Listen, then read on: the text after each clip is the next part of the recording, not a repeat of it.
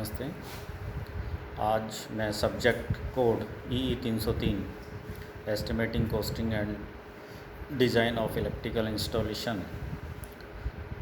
Topic number 2 general principle of estimating and costing, सब content है labour cost and contingencies. तो सबसे पहले मैं लेबर कॉस्ट के बारे में बताना चाह रहा हूँ। लेबर कॉस्ट को हम हिंदी में श्रमिक लागत बोलते हैं। ये जो श्रमिक लागत है, हर गांव शहर में जो काम करने वाला जो श्रमिक है, उनकी लागत शहर वाइज अलग अलग हो सकती है। ये गंभीर विषय है, महत्वपूर्ण समस्या है। काम करने वाला जो मेसन है, श्रमिक है, वो जहाँ उस श्रमिक की लागत जहाँ ज़्यादा कोई देने वाला होता है, वो वहाँ एक स्थान से दूसरे स्थान पर वो चला जाता है।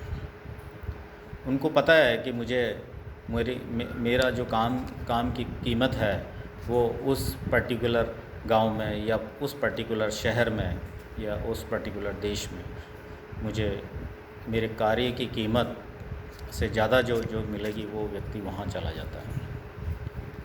उदाहरण के तौर पर दिल्ली, बॉम्बे जैसे बड़े शहरों में एक श्रमिक को लगभग 500 रुपये या 600 रुपये प्रतिदिन की दर से मिलता है।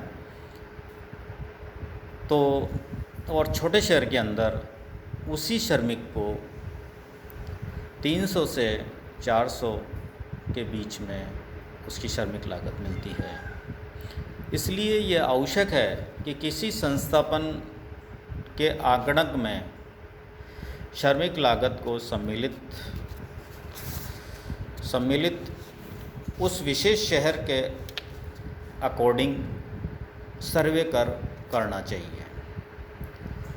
इसके साथ साथ प्रत्येक जो उस प्लांट में या उस प्रोजेक्ट में जो काम करने वाला है, वो इंजीनियर हो या सुपरवाइज़र हो या इलेक्ट्रिकल कॉन्ट्रैक्टर हो, उसके काम करने का जो अच्छा अनुभव होना चाहिए। उस अच्छे अनुभव के आधार पर उस श्रमिक की जो लागत है वो तय करना चाहिए और उसी के अकॉर्डिंग उस श्रमिक का जो भुगतान है करना चाहिए। जितना अच्छा अनुभव है उसका उतना जो भुगतान है हमें उसके अकॉर्डिंग करना चाहिए। तो ये जो सारी चीज़ें हैं वो लेबर कॉस्ट के बारे में बताई।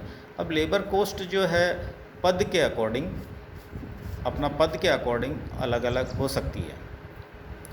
जैसे सुपरवाइज़र है, सुपरवाइज़र एक स्किल पर्सन होता है, उसकी कॉस्ट जो है, श्रमिक लागत जो है उसकी प्रतिदिन हम लगभग 600 से 700 के बीच मानते हैं।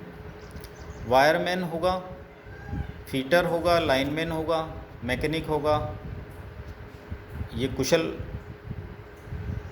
कारीगर कहलाता है। तो इनकी कीमत भी लगभग 500 से 600 के बीच में मानी जा सकती है। इसी तरह से जैसे बेलदार हुआ या मज़दूर है या कुली है, इनकी कीमत 400 से 500 के बीच में आकी जा सकती है। तो हमने ये अलग अलग जो पद के अकॉर्डिंग, उसका कुशल कारीगरी के अकॉर्डिंग हमने इसकी जो श्रमिक की लागत बताई है। ये श्रमिक की लागत हम पुनः आपको बताना चाह रहे हैं, ये विभिन्न शहरों में, विभिन्न कस्बों में अलग अलग हो सकती है। उनके कुशल अनुभव के आधार पर उसका भुगतान जो है सुनिश्चित किया जाता है। ये हमने आपको लेबर कॉस्ट के बारे में बताया। अब नेक्स्ट जो है हम बताना चाह रहे हैं कंटीजेंसीज़ के बारे में। आपने सभी साथीगण इस कंटीजेंसीज़ के बारे में नाम के आधार पर आप अच्छी तरह से वाकिफ़ होंगे। कंटीजेंसीज जो है, जिसको हम हिंदी में आम भाषा के अंदर बोल सकते हैं आकस्मिक व्यय। अब ये आकस्मिक व्यय जो है वो इस नाम से बिल्कुल परिचित इस नाम में से ये चीज़ निकल के आ रही है कि इसका मतलब क्या होता है कि आकस्मिक मतलब सडन, अचानक कोई खर्चा आता है, वो आकस्मिक व्यय कहलाता है। उदाहरण के तौर पर जैसे मैं आपको ये बताना चाह रहा हूँ कि जैसे LT लाइन है, LT लाइन का मतलब है लो टेंशन लाइन।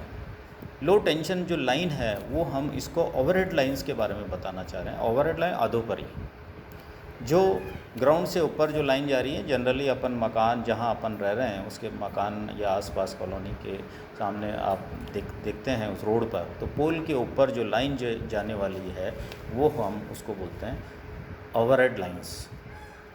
अब LT लाइन का मतलब है 3 phase line, 3 face 440 volts. Suppose किसी X कॉलोनी के अंदर इस LT लाइन को हम कहीं इंस्टॉल करने जा रहे हैं, संस्थापन करने जा रहे हैं, हम इस जॉब ऑर्डर को पूरा करने जा रहे हैं। जैसे X कॉलोनी है, X कॉलोनी के अंदर सपोज़ 10 पोल हमें लगाने हैं। अब 10 पोल जो लगाने हैं तो 10 पोल के जो टोटल जो उसका जो रॉ मटेरियल है, पोलों के साथ में जो लगने वाले जो एसेसरीज़ है, पार्ट्स हैं, उनको भी हम एक स्थान से दूसरे स्थान पर, दूसरे स्थान का मतलब X कॉलोनी के अंदर हमें उसको ले जाना पड़ रहा है। तो इनमें ले जा रहे हैं। जैसे सपोज 10 पोल हम ले जा रहे हैं और ट्रांसपोर्टेशन के समय, लोडिंग अनलोडिंग के समय यदि पोल, क्योंकि 10 पोल तो स्टोर जहाँ से पोल आपने उठाए हैं वहाँ से बिल्कुल सही आपने लोड करा है, रास्ते में किसी वजह से कोई पोल डैमेज हो जाता है या लोडिंग के समय सपोज एक पोल आपका डैमेज हो गया, वो आपका पोल टूट गया, तो जब टूट गया तो वो उस पोल की कॉस्ट कौन वहन करेगा? उस कॉस्ट की उस पोल की जो कीमत है वो कौन वहन करेगा? क्या लगाने वाला जो इंजीनियर है वो वहन करेगा, या ठेकेदार वहन करेगा, या जो एम्प्लॉई जो उसको लगाने जा रहा है वो वहन करेगा? गलती किसी की नहीं है। गलती ये है कि पोल को आपने कहीं से लोडिंग किया है। उस पोल का जब लोडिंग अपन ने किया है, उस लोडिंग जब आपने लोडिंग करा है और अनलोडिंग के टाइम वो पोल अनजाने में वो क्रैक हो गया। अब वो पोल आपका क्रैक हो गया तो गलती किसी की नहीं थी, तो वो एक पोल, सपोज 1000 रुपये का एक पोल आता है, तो 1000 रुपये कौन वहन करेगा? तो ये इस तरह का जो खर्चा आता है, क्योंकि पोल तो अब 10 पोल लगने हैं तो 10 पोल तो लगेंगी। अब 10 पोल की जगह अपने पास 9 पोल बच गया, लेकिन एक पोल किसी भी हालत में लगाना पड़ेगा साइट पे। जब उस पोल को हम लगाएंगे तो वो पोल वापस आपका लोड होके अनलोडिंग के लिए आएगा, तो वो जो पोल आपका वापस पुनः उस जगह डेस्टिनेशन पे आएगा, तो उसका जो खर्चा जो हुआ है, उस पोल की जो कीमत एक्स्ट्रा, 10 पोल तो हमारे पहले आ गए और 11वां पोल आपका और आ गया, एक पोल आपका डैमेज हो गया, तो उस पोल की कीमत 1000 रुपये प्लस लोडिंग अनलोडिंग का जो खर्चा है, ये जो टोटल जो 1000 रुपये तो वो हो गया। लोडिंग अनलोडिंग का सपोज खर्चा 200 रुपये और है, तो 1200 रुपये जो ये खर्चा जो अनावश्यक और हुआ है वो आपका कहलाएगा आकस्मिक व्यय। इसी तरह से हम कोई और एग्जाम्पल को भी देख के बात कर सकते हैं कि जैसे सपोज उसके पोलों के साथ में शेकल इंसुलेटर लेके आए या पिन इंसुलेटर लेके आए। सपोज 20 पिन इंसुलेटर है और 2 पिन इंसुलेटर उस पर्टिकुलर साइट पे लगाते हुए वो गिर गए। ऊपर पोल पे आदमी चढ़ा हुआ है, लाइनमैन चढ़ा हुआ है, और वहाँ से वो पिन इंसुलेटर गिर के नीचे सड़क पे या रोड पे आ गिरा है। तो वो गिरा है और वो आपका पिन इंसुलेटर क्रैक हो गया, टूट गया। तो ये जो अचानक वो इंसुलेटर आपका गिर के नीचे गिरा है, वो इंसुलेटर आपका डैमेज हो गया, तो वो डैमेज हो गया तो वापस आपको दूसरा लगाना पड़ेगा अचानक, तो वो भी आपका आकस्मिक व्यय हो गया। या तीसरी चीज़ मैं आपको ये बताना चाह रहा हूँ कि जैसे सपोज LT ओवरहेड लाइन आपकी लग चुकी है, कंप्लीट हो गई है, उसमें कोई प्रॉब्लम नहीं है।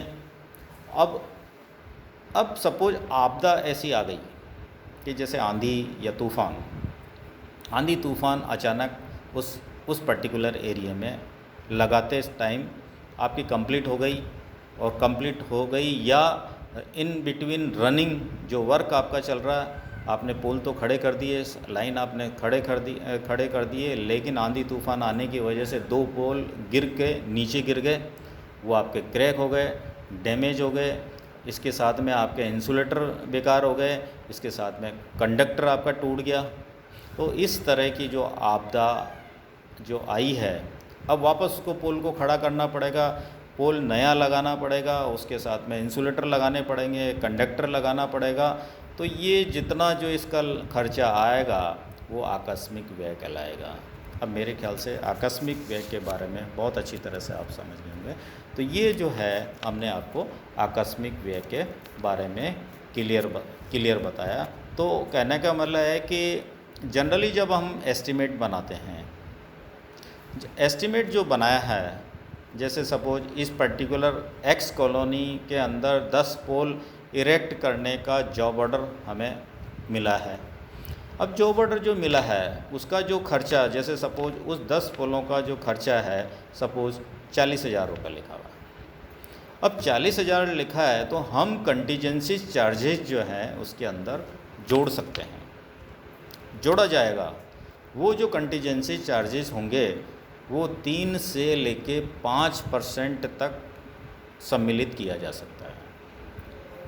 जैसे 40,000 रुपये आपका कॉस्ट आपका आ रहा है उसका इरेक्शन का, तो सपोज 3% मानते हैं, तो 3% जो वो आपका है 1,200 रुपये, आप उसकी कॉस्ट उसके अंदर 40,000 में उसका 3% एक्स्ट्रा लेंगे तो 1,200 रुपये आप इसके अंदर ले सकते हैं। तो 41,200 रुपये आपका इसके अंदर खर्चा टोटल ऐड कर सकते हैं। मैक्सिमम साइड में जाएंगे तो 5% हो सकता है, इसलिए हमने आपको बताया 3 से लेके 5%। 5% यदि आपने लिया है तो 5% जो लिया है तो 5 चौक 20, 2,000 रुपये। 2,000 रुपये इसके अंदर 40,000 में और जोड़ दीजिए, तो टोटल जो आपका कस्टमर से कंज्यूमर से जो चार्ज करते हैं वो आपका 42,000 रुपये चार्ज करना पड़ेगा। तो ये हमने आपको विस्तृत रूप से कंटीजेंसीज के बारे में और लेबर कॉस्ट के बारे में आपको बताया। ठीक है, थैंक यू। ओके।